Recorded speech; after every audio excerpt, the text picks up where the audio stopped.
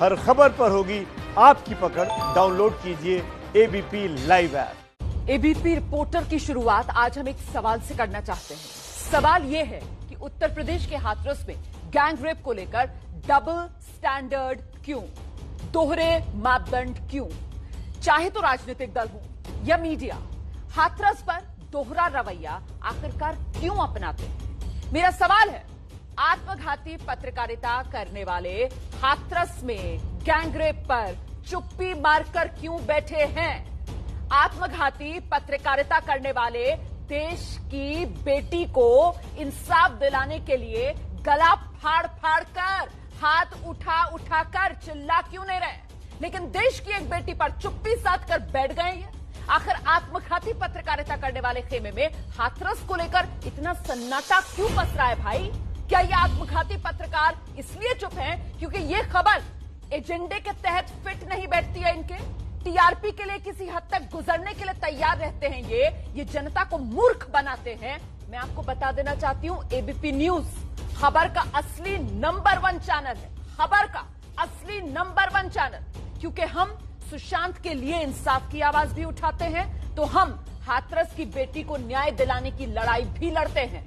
हम राजस्थान के बारा में लड़की से हुए रेप के लिए इंसाफ भी मांगते हैं, और हम बलरामपुर की पीड़ित की भी आवाज बनते हैं। देश की तमाम पीड़ित महिलाओं के अधिकारों के लिए एबीपी न्यूज लड़ता था, लड़ता है, लड़ता रहेगा। एबीपी न्यूज आत्मघाती पत्रकारिता नहीं करता, हम जिम्मेदारी से पत्रकारिता करते हैं। तो अब वक्त आ गया है कि आप न्यूज टेलीविजन के आत्मघाती पत्रकारों से जरा सावधान हो जाइए। तो हाथरस में पीड़ित के पिता का एक और वीडियो सामने आया है। मैं एक बार फिर से आपको आगाह कर दूं, ये वीडियो आप अपने चैनल एबीपी न्यूज पर देख रहे हैं क्योंकि हम जिम्मेदारी भरी पत्रकारिता कर रहे हैं। हम वो आत्मघाती पत्रकारिता नहीं करते जो सिर्फ और सिर्फ सनसनी फैलाकर अपना एजेंडा चलाने के लिए, टीआरपी बटोरने के लिए गिद्धों की तरह इस समाज पर नजर गड़ाए हुए है। ये देश हित की पत्रकारिता नहीं है जो वो आत्मघाती पत्रकार कर रहे हैं। मैं आपको वीडियो दिखा रही हूं पीड़ित के पिता का। वीडियो में पीड़ित के पिता कह रहे हैं कि उन्हें बाहर आने जाने की इजाजत दी नहीं जा रही है, फोर्स लगा दी गई है, मीडिया वाले आ नहीं सकते हैं, पहरा बिठा दिया गया है। उन्होंने अपनी बेटी की हत्या की जांच सीबीआई से कराने की मांग की है। तो अभी आप कहाँ हैं इस समय? अभी मैं घर में हूँ। और आप बाहर आ जा सकते हैं? कैसी क्या परिस्थिति है? ना घर में नहीं, क्या कहते बाहर लेकर नहीं ना है, पुलिस वाले आगे पीछे लगी हुई है। क्या बोल रहे हैं वो आपसे? बोले किसी से मिलने ना दे रहे। मीडिया वाले आ सकते हैं क्या घर में? ना मना कर दीजिए, मीडिया वाले बिल्कुल मत जाओ।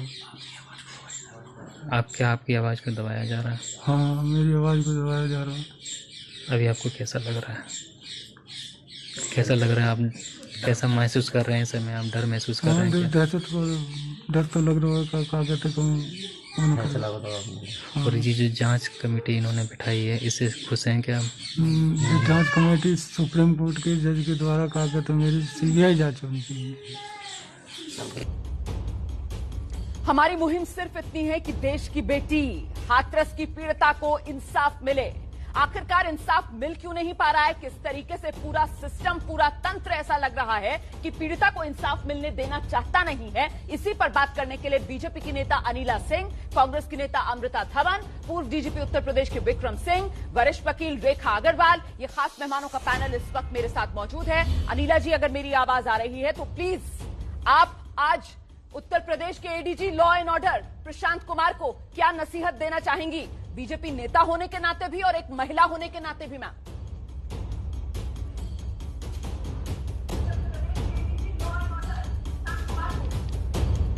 नहीं, अनिला जी से मेरा संपर्क नहीं हो पा रहा है। मुझे लगता है विक्रम सिंह जी को आना चाहिए यहां पर। विक्रम सिंह जी पुलिस के बड़े अफसर हैं, Prashant Kumar ADG law and order, और खुद ही कानून जानते नहीं हैं।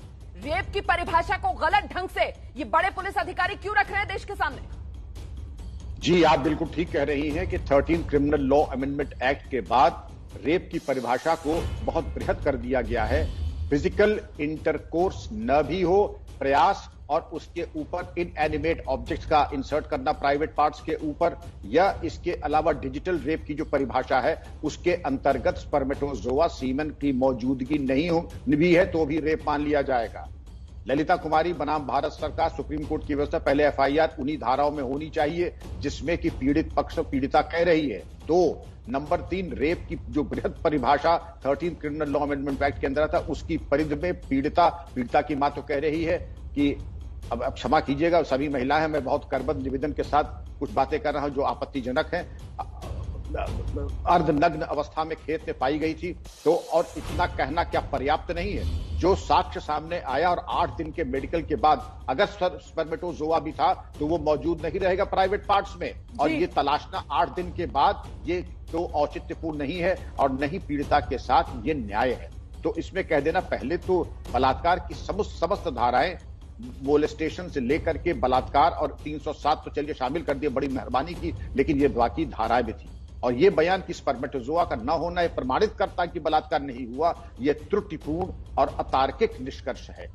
मुझे लगता है अब अनिला जी को आना चाहिए। अनिला जी, आप क्या नसीहत देंगे उत्तर प्रदेश के ADG law and order Prashant Kumar को? कह रहे हैं स्पर्म नहीं पाया गया, रेप की पुष्टि नहीं हुई है।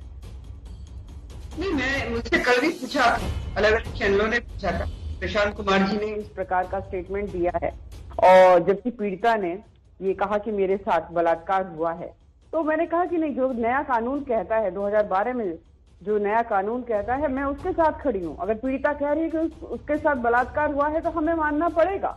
उन्होंने कहा कि मेरे पास रिपोर्ट है। देश को जरूरत है अनिला सिंह जी, आप जैसी महिलाओं की आज इस देश को जरूरत है, जो पार्टी लाइन से ऊपर उठकर एक महिला की अस्मिता के लिए झंडा बुलंद कर रही है। आपको सैल्यूट मैडम कि आपने बावजूद इसके कि आपकी पार्टी की सरकार है, बावजूद इसके कि आपकी पार्टी के अधीन ये तमाम अधिकारी आते हैं, आप सच बोलने की हिम्मत दिखा रही हैं एक राष्ट्रीय चैनल पर बैठकर। अनिला जी, बहुत बहुत शुक्रिया महिलाओं के खिलाफ हो रहे इस जुल्म के खिलाफ आवाज बुलंद करने के लिए। अब आप ये बताइए कि क्या लगता है ये जो अधिकारी इस तरीके के बयान दे रहे हैं, उत्तर प्रदेश के बड़े आला अधिकारी, इन्हें कानून की जानकारी नहीं है, या फिर ये जानबूझकर मामले को रफा दफा करने के लिए इस वक्त आरोपियों के साथ, गुनहगारों के साथ खुद को खड़ा हुआ दिखा रहे हैं? जी रोमाना जी, सबसे पहले तो धन्यवाद, आपने मेरी प्रशंसा की। ये इस प्रकार की स्वतंत्रता मेरे राजनीतिक दल भारतीय जनता पार्टी ने दी है। शीर्ष नेतृत्व का कहना है कि सत्यता के साथ खड़ी रहो, तो मैंने हमेशा सत्य का साथ दिया है बिना डरे हुए। यहाँ पर अगर मैं पुलिस अधिकारियों की बात करती हूँ तो मुझे लगता है कि उनको ऐसा नहीं है कि कानून की जानकारी नहीं है। कानून की बिल्कुल जानकारी है, पुख्ता तरीके से जानकारी है। मुझको नहीं मालूम है कि क्यों इस प्रकार का कार्य कर रहे हैं, क्योंकि उत्तर प्रदेश के मुख्यमंत्री जी के स्पष्ट निर्देश है, उन्होंने पूरी स्वतंत्रता दी हुई है कि कानून के तहत आप उत्तर प्रदेश में कार्रवाई करिए, जो लॉ एंड ऑर्डर सिचुएशन है उसको आप कंट्रोल करिए। अपराधीकरण में देखिए कमी, बलात्कार की भी देखिए रुमाना जी, मुझे बिल्कुल अच्छा नहीं लगता जब मैं आंकड़ों को कंपेयर करती हूँ कि महिला है, मत बांटो उसको जाति, क्षेत्र या धर्म में, पर बांटते हैं लोग। आज की तारीख में सबसे ज्यादा अगर मैं दर, बलात्कार की दर कहूँ तो चंडीगढ़ में है। उत्तर प्रदेश में, चंडीगढ़ में it is almost 20%, Uttar Pradesh में 2.8%। ये एनसीआरबी के आंकड़े, अच्छा नहीं लगता। क्योंकि ये लोग राजनीतिक दल क्या करते हैं कि जब मौका मिलता है, चाहे वो प्रियंका वाड्रा हो और चाहे मायावती हो, तो दलित की बेटी उभर के भी आ जाएंगी और एएनआई को बाइट दे देंगी और उसके बाद सब शांत। मुझे लगता है अमृता धवन को आना चाहिए यहाँ पर, क्योंकि अमृता सीधे विपक्ष और खासतौर से कांग्रेस पार्टी को भी कटघरे में अनिला जी खड़ा कर रही हैं और कह रही हैं कि जो उत्तर प्रदेश सरकार में ADG law and order UP police के प्रशांत कुमार ने बयान दिया, वो बिल्कुल उस बयान के साथ नहीं है। वो इस बात पर पूरी तरीके से टिकी हुई है कि पीड़ित का जो बयान था उसी को मानना चाहिए, यही कानून भी कहता है। अमृता, देखिए रोमाना जी, आज गांधी जयंती के अवसर पर इतने वर्षों बाद भी हम किस टॉपिक पे डिस्कशन कर रहे हैं, मुझे लगता है कि यही अपने आप में बताता है कि देश किस तरफ जा रहा है। अनिला जी ने साथ खड़े होकर महिलाओं की आवाज को बुलंद किया, उनका बहुत बहुत धन्यवाद। लेकिन मेरा मानना है कि सिर्फ बोल देने से तो सब कुछ नहीं हो जाने वाला। अगर आपके एक्शंस और आपके शब्दावली अलग है तो मैं मानती हूँ कि फिर कथनी और करनी का अंतर भी इसी कहा जाता है। लेकिन मैं आज ये जरूर कहना चाहूंगी, जो महात्मा गांधी ने अपने शब्दों में कहा था कि अगर मुझे स्त्री के रूप में पैदा होना होता तो मैं पुरुषों के द्वारा किए हुए हर अन्याय का विरोध करता हूँ। तो मेरा ये मानना है कि जिस तरीके से हाथरस की बेटी के साथ हुआ, बलरामपुर में हुआ, आजमगढ़ में हुआ, हर तरह से यूपी जो है वो बलात्कार गढ़ बन चुका है।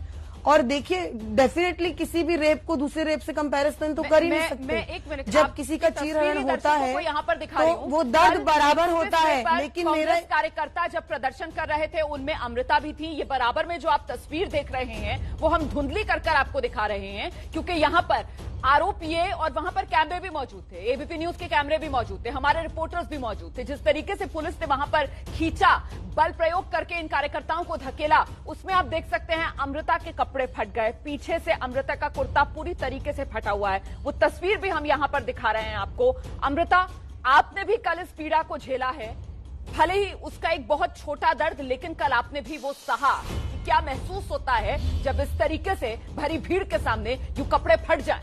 लेकिन जो बात यहां पर अनिला सिंह कह रही हैं, और आपने जो बात कही है कि एक्शन और शब्दावली में फर्क, तो एक्शन और शब्दावली में फर्क यही तो अनिला सिंह कह रही है कांग्रेस पार्टी की भी है। कांग्रेस पार्टी को हाथरस, बलरामपुर, आजमगढ़ दिखता है, लेकिन अगर वाकई में महिलाओं की अस्मिता के लिए, महिलाओं की सुरक्षा के लिए लड़ाई लड़नी है, तो फिर कांग्रेस को राजस्थान क्यों नहीं दिखता, बारा क्यों नहीं दिखता, वहां पर चुप्पी क्यों? महिलाओं की सुरक्षा के लिए तो फिर एक बड़ा नजरिया चाहिए ना अमृता? नहीं, बिल्कुल बड़ा नजरिया चाहिए रोमाना जी। और मैं मानती हूं कि ये दो अंतर हैं इन चीजों में, एक सामाजिक अंतर और एक राजनीतिक अंतर। एक कोई दुष्कर्म हुआ, समाज के लोगों ने किया, सामूहिक बलात्कार किया, बेटी को तार तार कर दिया, उसकी अस्मिता को खत्म कर दिया। और एक कि राजनीतिक लोग उन बलात्कारियों का संरक्षण कर रहे हैं। जो यूपी में हो रहा है वो देश में कहीं नहीं हो रहा है।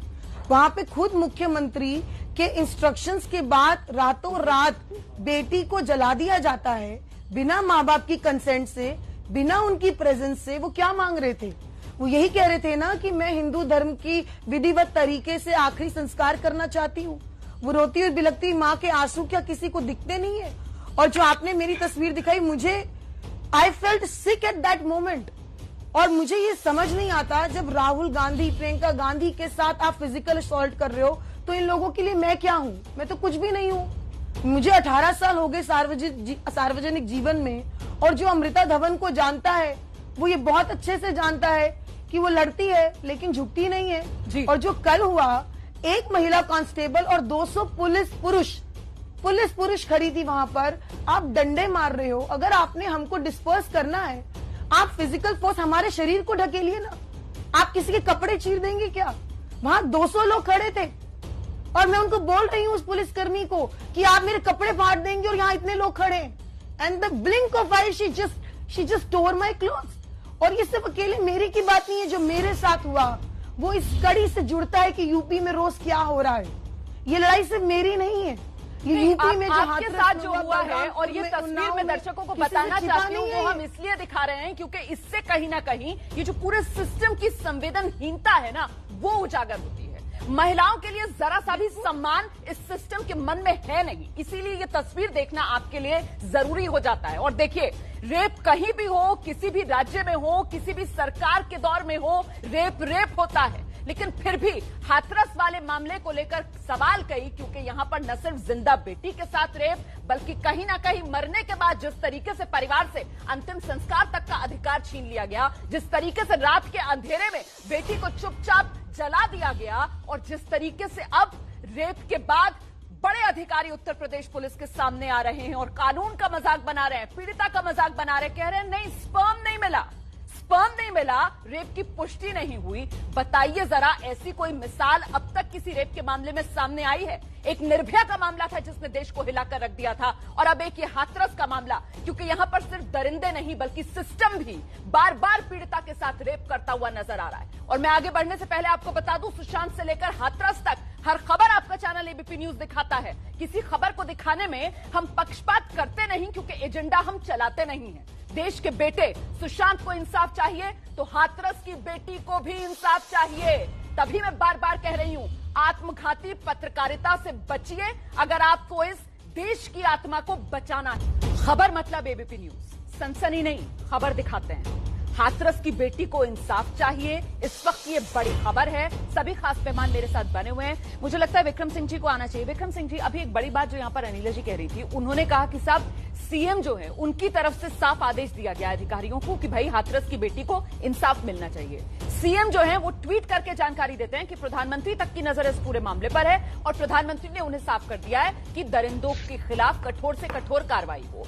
फिर ये हिम्मत, फिर ये ताकत इन वर्दीधारियों में कहां से आ रही है सर कि ये आज दरिंदों के साथ खड़े हुए नजर आ रहे हैं और पीड़ित बेटी को झूठा करार दे रहे हैं?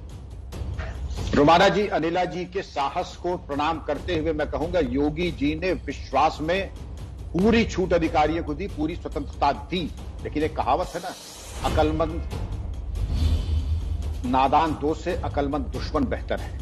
इन अधिकारियों ने मुख्यमंत्री जी के विश्वास के साथ विश्वासघात किया और वो क्या जो इनको नहीं करना चाहिए, वो बयान दिए जो नहीं देने चाहिए थे। और स्वतंत्रता का ये मतलब नहीं कि ऐसे हालात पैदा कर दें आप अपने शासन प्रशासन के लिए कि दिल्ली तक से हस्तक्षेप शुरू हो जाए। आप फिक्र वही कीजिए, सच्चाई से कीजिए, कर्मठता से कीजिए जिसकी आप तनख्वाह लेते हैं, जिसने आपने हलफ और कसम उठाया संविधान के प्रति।